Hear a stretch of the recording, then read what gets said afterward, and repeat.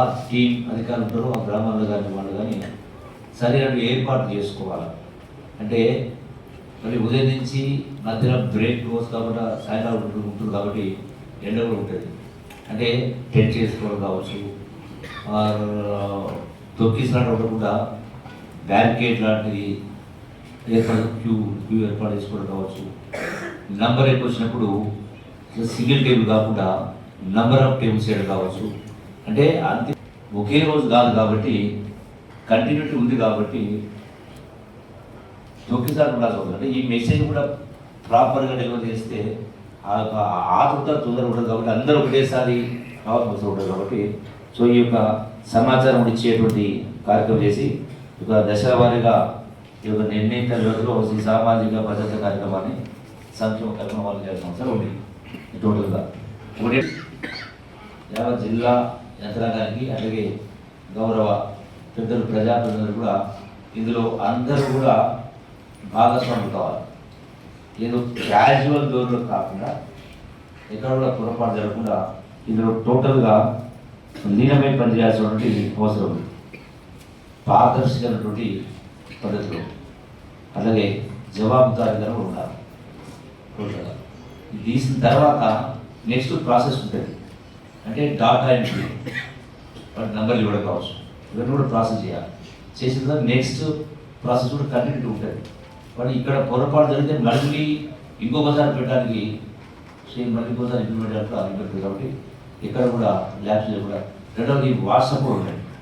ముఖ్యమంత్రి గారు ఇచ్చినటువంటి ఆదేశానుసారం రాష్ట్ర ప్రభుత్వం తీసుకున్న నిర్ణయం ప్రకారం రేపు 20వ తారీఖు నుంచి ఈ 6 గ్యారంటీల అమలు కోసం యావత్ రాష్ట్రంలో ప్రతి పేదవాడికి అన్ని వర్గాల ప్రజలకు న్యాయం జరిగే విధంగా ఈ 6 గ్యారంటీలు ఏవైతే ఉన్నాయో వాటికి సంబంధించి దరఖాస్తు అంటే అప్లికేషన్ సబ్మిట్ చేసుకోవడం కోసం ఒక ప్రత్యేక కార్యాచరణ రూపొందించడం జరిగింది. 20వ తారీఖు నుంచి వచ్చే నెల జనవరి 6వ తారీఖు వరకు ఇది కంటిన్యూ అవుతూ ఉంటుంది. సో ఇందులో ప్రజలకు ఎక్కడ ఇబ్బంది కలగకుండా అడ్వాన్స్గా సమాచారం ఇచ్చి ఏ గ్రామానికి ఏ రోజు ఎవరు వస్తారు ఎక్కడ పెడతారనే కింద అవన్నీ కూడా ముందే అడ్వాన్స్ ఇంప్లిమెంట్ చేసి ఈ యొక్క వాళ్ళు సబ్మిట్ చేయాల్సిన అప్లికేషన్ ఏమి ఉంటాయో ఈ అర్జీ పత్రాలు ఉంటాయో ఫామ్స్ ఉంటాయో ఫార్మాట్స్ కూడా రూపొందించడం జరిగింది. గౌరవ ముఖ్యమంత్రి వారి చేతుల ద్వారా అది ఇనాగ్రేట్ చేయడం జరిగింది. సో వాటన్నిటిని కూడా ప్రతి గ్రామంలో ప్రతి ఇంటికి అధికారులే యంత్రాంగం ప్రతి ఇంటికి ఈ ఫామ్స్ తీసుకెళ్ళి వాళ్ళకి ఇచ్చే ఏర్పాటు చేస్తారు. అడ్వాన్స్ 1 డే బిఫోరే ఇవ్వడం జరుగుతుంది. వాటిని వాళ్ళ ఇంటి దగ్గరనే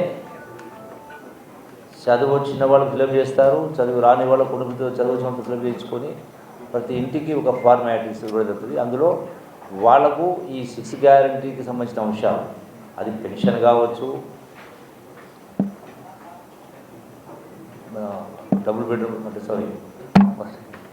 గృహాలకు సంబంధించి కావచ్చు, పెన్షన్కి సంబంధించి కావచ్చు, ఈ 6 గ్యారంటీలకు సంబంధించిన ఎందులో వాళ్లకు ఎలిజిబిలిటీ వస్తుందో దాని ఫామ్స్ను ఫిలప్ చేసి ఆ సంబంధిత అధికారికి ఆ గ్రామం ఉంటే గ్రామంలో, వార్డులో, గ్రామ పంచాయతీ దగ్గర, పెద్ద గ్రామం అయితే వార్డ్స్లో, అట్లాగే మున్సిపాలిటీ అయితే మున్సిపల్ వార్డ్స్లో అంటే సఫిషియెంట్ నెంబర్ తోటి టీమ్స్ ఏర్పాటు చేసి కౌంటర్స్ ఏర్పాటు చేసి వాటిని అన్నింటినీ కూడా స్వీకరించి ఆ యొక్క అప్లికేషన్ మొత్తం స్వీకరించి దాన్ని మొత్తం కూడా ఆ సంబంధిత అధికారి కస్టడీలో పెట్టుకొని దాన్ని కంప్యూటర్ చేసి ప్రతి అప్లికెంట్ డాటాను మొత్తం కూడా కంప్యూటర్లో నిక్షిప్తం చేసి వాటికి సీరియల్ నెంబర్స్ కూడా ఇచ్చి సో దాన్ని తర్వాత నెక్స్ట్ ప్రాసెస్ స్టార్ట్ చేయడం జరుగుతుంది. నెక్స్ట్ ప్రాసెస్ అయిన తర్వాత నెక్స్ట్ ప్రాసెస్ చేసే కార్యక్రమం చేసి అంటే ఫేస్డ్ మేనర్లో ఈ యొక్క 6 గ్యారెంటీలు అమలు చేసే కార్యక్రమం చేస్తూ ప్రజలకు ప్రభుత్వం చెప్పినటువంటి చేసిన వాగ్దానం మేరకు ఈ కార్యక్రమం ఇప్పటికే 2 గ్యారెంటీలు బదులు కావడం జరిగింది.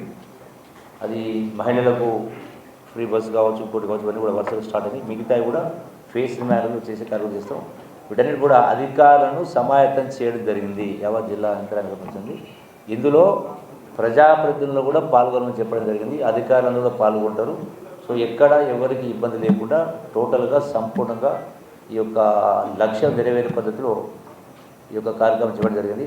సో డెఫినెట్గా ప్రజలు ఇందులో అందరూ అంటే అర్హత ఉన్న వాళ్ళందరూ వీటిని సద్వినియోగం చేయాలని చెప్పని, సద్వినియోగం చేసుకోవాలని చెప్పని ప్రతి ఒక్కరు కూడా విజ్ఞప్తి చేస్తూ, అట్లాగే గ్రామాల్లో ఉన్నటువంటి చదువుకున్నటువంటి యువత కూడా ఈ రోజున దీన్ని ప్రాపగేట్ అంటే ప్రచారం చేయడం కోసం ఈ యొక్క అట్లాగే ప్రజాప్రతినిధులు కూడా ప్రెస్ మీట్స్ కావచ్చు, అట్లాగే సోషల్ మీడియా వాట్సాప్ ద్వారా కావచ్చు, పేపర్ అడ్వర్టైజ్మెంట్స్ ద్వారా కావచ్చు, కరపత్రం ద్వారా కావచ్చు, ఫ్లెక్సీల ద్వారా కావచ్చు, సినిమా థియేటర్లు స్లైడ్ వేయడం ద్వారా కావచ్చు, వీటన్నిటి ద్వారా విరివిగా ప్రచారం చేయమని ప్రజాప్రతినిధులు చెప్తా ఉన్నాం, వివిధ సంఘాలు చెప్తా ఉన్నాం, మహిళా సంఘాలు చెప్తా ఉన్నాం, అధికారులు చెప్తా ఉన్నాం. కాబట్టి ఎప్పుడు అందరూ కూడా ఇలా పాల్గొని ఇది సక్సెస్ చేసే కార్యం చేస్తాం. Okay, thank you.